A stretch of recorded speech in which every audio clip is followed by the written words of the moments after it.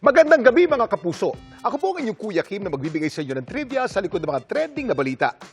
Nagsama-sama kamakailan ang mga in their running era sa Cebu Marathon 2026 kung saan ang isa sa mga runner biglang nagka-cramps o pinulikat sa gitna ng kanilang takbo. Maabot kaya niya ang finish line? Para sa daan-daang mga runner, all roads lead to Cebu, kung saan ginanap kamakailan ang Cebu Marathon 2026. Kabilang sa mga lumahok sa 21-kilometer category, ang mag-asawang OFW mula Canada na sina Gian at Regine. While running the marathon naman, everything went smoothly. Pero pagdating daw nila sa 15-kilometer mark, si Gian nagka-muscle cramps o pulikat.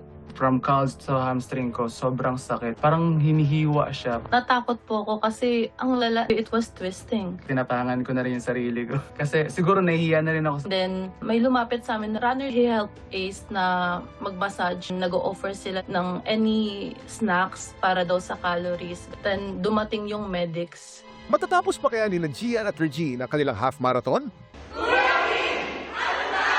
Ang muscle cramps ay biglaang paghigpit ng ating kalamnan.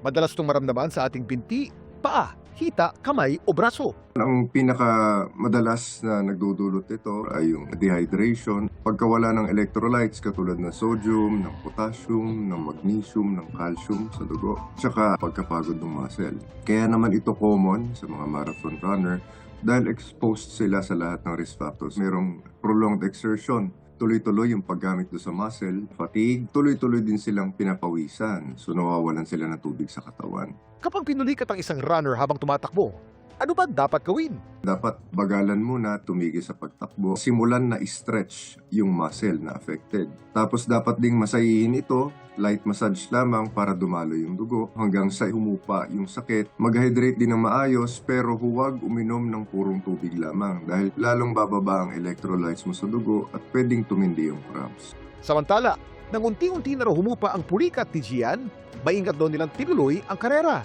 Yung 6 kilometers, nag-walk na kami all the way. Kasi nga, every time na nagtatry kami mag-run, nagka-cramps talaga yung hanggang thighs ko. At sa huli, Kinaya naman, natapos naman. After the race, I can still feel the pain pero doable. Sobrang saya po. Yung marathon, unforgettable siya kahit na ganun yung nangyari. dahil sa sobrang haba ng kailangan takbuhin, sinusukat talaga ng mga marathon ang tatag ng katawan at isip nating mga runner. Pero alam niyo ba kung paano nagsimula ang sport na ito? Ang marathon ay isang paggunita sa alamat ng isang Greek messenger. Pinaniniwalaang noong 490 BC, tumakbo siya mula marathon sa Greece patungo sa kabisera nito sa Athens para ibalita ang tagumpay ng mga Athenian laban sa mga Persian. Pero dahil sa haba ng kanyang tinakbo, matapos ito gawin ang kanyang tungkulin, siya'y bumagsak at binawian ng buhay. Ang pinakaunang 40-kilometer marathon naman, ginanap sa inaugural Modern Olympic Games sa Athens noong 1896. At ang Greek na si Spiridon Lewis ang kauna-unahang gold medalist sa naturang karera. Samantala para malaman ang trivia sa likod ng viral na balita, post o i-comment lang, #Kuya Kim, ano na? Laging tandaan, importante ang may alam. Ako po si Kuya Kim at sagot ko kayo 24 oras.